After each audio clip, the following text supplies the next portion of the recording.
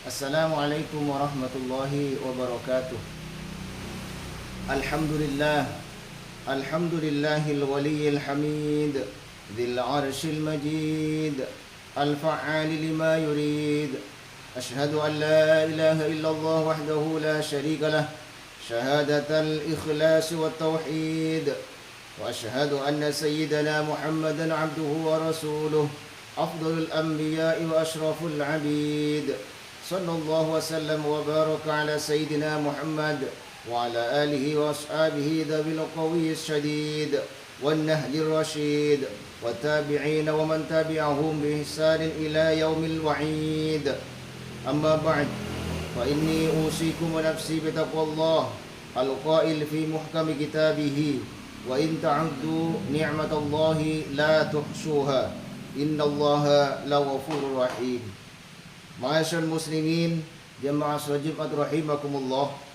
Mengawali khutbah pada siang hari ini yang penuh keberkahan ini, khatib berwasiat kepada kita semua, terutama kepada diri khatib pribadi, untuk senantiasa berusaha meningkatkan ketakwaan, keimanan dan ketakwaan kita kepada Allah Subhanahu wa taala, satu-satunya Tuhan yang wajib dan berhak disembah, pencipta segala sesuatu, yang menakdirkan terjadinya sesuatu, maha kuasa atas segala sesuatu, tidak membutuhkan kepada segala sesuatu, dan berbeda dengan segala sesuatu, yang tidak membutuhkan kepada tempat dan arah, serta maha suci dari bentuk dan ukuran. Ma'asyarul muslimin, jemaah salat Jumat rahimakumullah, sudah selayaknya kita bersyukur kepada Allah Subhanahu wa taala atas segala nikmat yang Ia anugerahkan kepada kita. Tiada satu pun selain Allah yang mampu menghitung sekian banyak nikmatnya kepada kita. Nikmat terbagi menjadi dua macam, yakni nikmat zahir dan nikmat batin. Allah Subhanahu wa taala berfirman, "Wa asbawa 'alaikum ni'amahu zahiratan wa batinah." Dan Allah Subhanahu wa taala telah menyempurnakan nikmatnya yang lahir dan batin untukmu. Quran surah Luqman ayat 20. Nikmat zahir adalah nikmat yang tampak dan terlihat oleh mata, seperti harta, kemampuan, ketampanan, kecantikan, serta keturunan, harta, kedudukan, sungai, hujan, tanaman, hewan ternak, air, dan masih banyak lagi yang lainnya. Sedangkan nikmat batin adalah nikmat yang didapati oleh seorang di dalam dirinya, seperti memiliki ilmu tentang Allah, kokohnya keyakinan kepada Allah, dan dijauhkan dari penyakit, dari berbagai bahaya.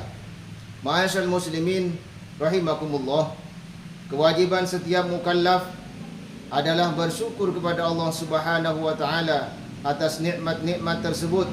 Bersyukur kepada Allah adalah dengan tidak menggunakan nikmat-nikmat dari Allah untuk bermaksiat kepadanya, tidak kufur kepada Allah dan para utusannya.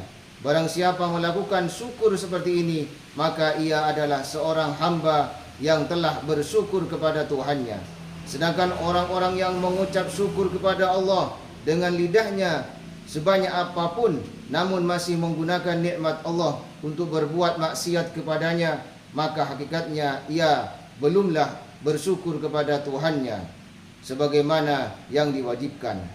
Dan hendaklah diingat bahwa kita semua di hari kiamat akan diminta pertanggungjawaban atas nikmat yang Allah anugerahkan kepada kita. Rasulullah Muhammad sallallahu alaihi wasallam bersabda, "La tazulu qadama 'abdin yaumal qiyamah hatta yus'alu an umrihi fima afnahu wa an ilmihi fima fa'ala wa an malihi min aina iktasabahu wa fima anfaqahu wa an jismihi fima abalahu."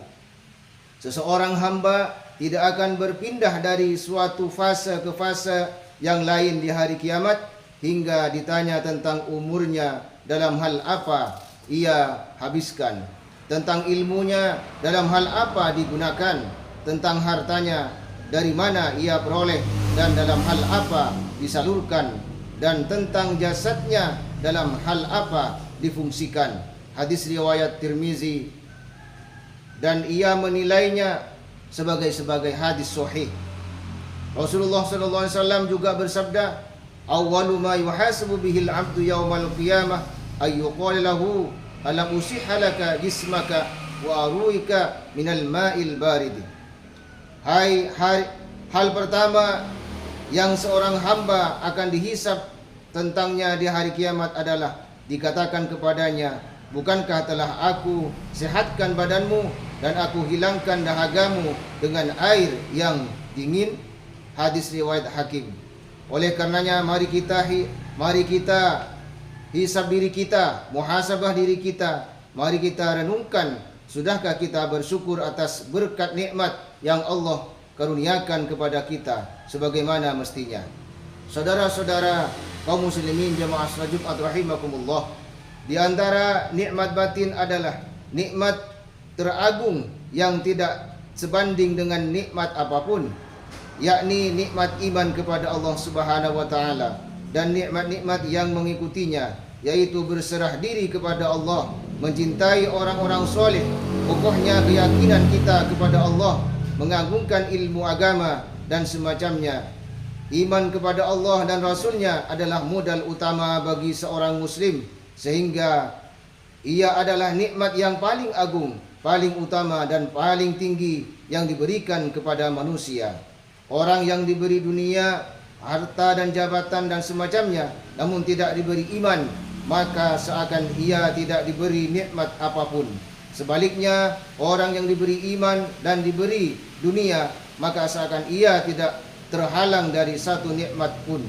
Rasulullah sallallahu alaihi wasallam bersabda, "Innallaha azza wa jalla yu'ti ad-dunya man yuhibbu wa man la yuhibbu, wa la yu'ti ad-dina illa liman ahabba."